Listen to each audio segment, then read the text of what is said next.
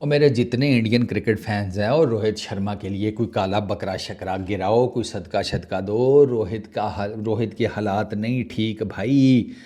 मैं आपको ना रोहित शर्मा की जो पहली 3 गेंदें हैं ना, जो उसने अभी फेस की हैं एडिलेड टेस्ट की सेकंड इनिंग्स में, मैं उनका आपको अहवाल सुनाता हूँ। वो सुनो, आपको पता लगेगा कि क्या चल क्या रहा है।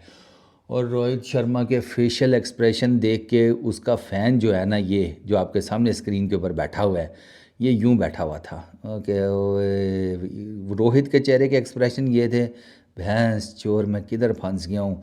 और इधर मैं बैठा सोच रहा था कि आए मेरे प्यारे रोहित भैया कहाँ फंस गए। शुभमन गिल को मारा इन स्विंगर स्टार्क ने। उस गरीब को गेंद ही, वो ठीक खेल रहा हो ना, उसको गेंद ऐसा पड़ जाता है कि जिसकी कोई बंदा क्या कहे। वो इन स्विंगर पड़ा, उसका डंडा खड़क गया, लेट इन स्विंग। वो एलबीडब्ल्यू के डर से वो बेचारा जो है ना, वो नहीं उसको काउंटर कर सका, तो डंडा उखड़ गया। रोहित भैया आए, रोहित भैया को पहला गेंद मारा शॉर्ट थोड़ा सा। रोहित ने ज़रा वो जिसे कहते हैं ना, सिमट के श्रिंक होके बिल्कुल सुकड़ के ना यू मारने की कोशिश की। थोड़ा सा हल्का सा पुल सा, वो टॉप एज पे लगा, दड़ल करके गेंद जो है ना हेलमेट के ऊपर। पहला गेंद नो बॉल स्टार्क का, ठीक हो गया। दूसरा गेंद अगला फिर मारा, जिसे कहते हैं इस दफ़ा थोड़ा अंदर लेकर आया। थोड़ी लेंथ जो है वो गुड लेंथ एरिया में थी, 6 मीटर वाली, या 6 मीटर के आसपास समथिंग अंदर लेकर गेंद आया जनाब।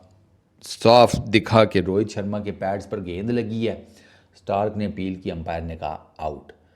वहाँ पर मेरी आंखों के सामने एकदम से अंधेरा छा गया।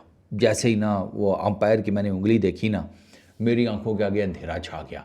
लेकिन वो अभी जिसे कहते हैं इनकी सेलिब्रेशंस ऑस्ट्रेलियंस की फुल अभी जिसे कहते हैं 100% कंप्लीट नहीं हुई थी कि अंपायर ने कहा ये नो बॉल।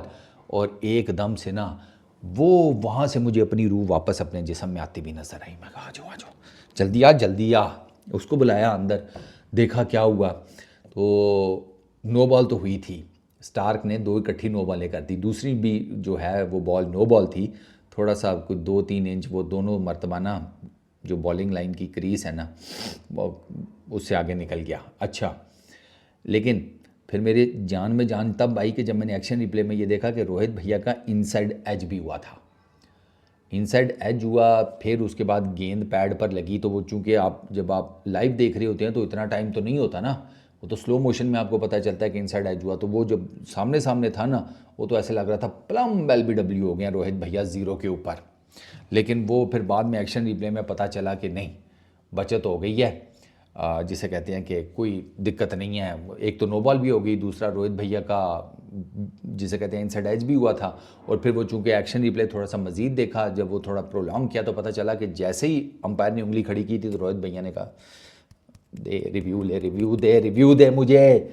ठीक है, तो वो फिर जिसे कहते हैं कि थोड़ा सा ना सांस बहाल हुई कि नहीं ठीक है, इनसाइड एज बचत हो गई। अगला गेंद उसने फुलर लेंथ मारा outside the off stump, Rohit भैया बीट हो गए।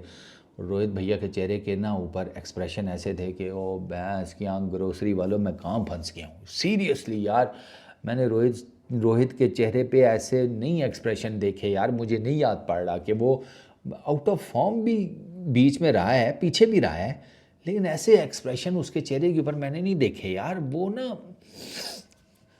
मुझे नहीं समझ में आ रही, मैं उसको उन वर्ड कैसे बयान करूँ उन एक्सप्रेशन। वो बेबसी टाइप मुझे एक नज़र आई है। और इसी वजह से मैं ना आपको बार बार कह रहा था कि यार रोहित के रन्स निकलने ज़रूरी हैं, रोहित के रन्स निकलने ज़रूरी हैं फॉर रोहित, रोहित के रन्स निकलने ज़रूरी हैं फॉर रोहित एज कैप्टन। ये जो रोहित एज कैप्टन वाला मामला है ना, ये ज़्यादा नाजुक है। आपका कप्तान रन्स नहीं कर रहा तो यार बातें होती हैं, उठते हैं सवाल, फिर वो चीज़ें जो है ना वो 19-20 होना शुरू होती हैं। विराट कोहली के रन्स नहीं निकल रहे थे ना, देनी पड़ी ना कप्तानी। कितना बड़ा खिलाड़ी है, सारा कुछ किया हुआ है, और कप्तानी फिर ऐसे देनी पड़ी कि भाईजान तीनों फॉर्मेट की तो गई गई, फिर वो आरसीबी की भी गई, वो आपको देनी पड़ती है यार। फिर तो उसी फॉर दैट मैटर मैं देख रहा था कि यार रोहित के रन्स निकलने बहुत ज़रूरी हैं। रोहित को ही has to find his mojo. अभी ये जो 3 गेंदें पहली है ना, वो देख कर ना एज ए रोहित फैन ना आपको ना बवाल उठ रहे होते हैं अंदर के, यार अब आगे क्या होगा, इस बॉल पे क्या होगा, इस बॉल पे क्या होगा।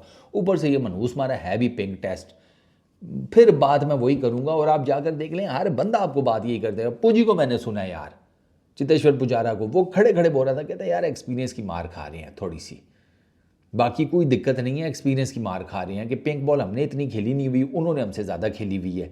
उन्होंने 12 टेस्ट मैचेस खेले हुए हैं, 11 गम वक्त मारों ने जीते हुए हैं, ये कैंगरूज ने, कंगारू के जो भी वो हिंदी में इसको पता नहीं कंगारू कहते हैं, मैं हैरान परेशान में कंगारू क्या लगे हुए हैं, वो बाद में पता चला कैंगरूज को कहते हैं। अच्छा, तो उन्होंने उनके 11-1 का जिसे कहते हैं उनके पास एक्सपीरियंस है, इधर इतना है कोई नहीं, इधर ज़्यादा से ज़्यादा 5 होंगे, नहीं तो 6 हो जाएंगे, 7 हो जाएंगे, इससे ज़्यादा नहीं है। तो वो एक्सपीरियंस की मार जो है ना वो पड़ रही है, क्योंकि ये पिंक बॉल अंडर लाइट्स तो बहुत हिलता है यार, बहुत ज़्यादा। और वो इतना हिलता है कि वो इतना हिलता है पिंक बॉल। सरकार, मैं आपको इसकी एक सिंपल सी वो बता देता हूँ कि ये जो मिच स्टार्क है, इसने एडिलेड में day and night test matches में 8 मैचेस में 46 विकेट्स ली हुई हैं 15 की एवरेज से, 46। इसके बाद जो सेकंड बेस्ट है वो जॉश हेजलवुड है, वो 28 विकेटों के ऊपर है, 46 और 28।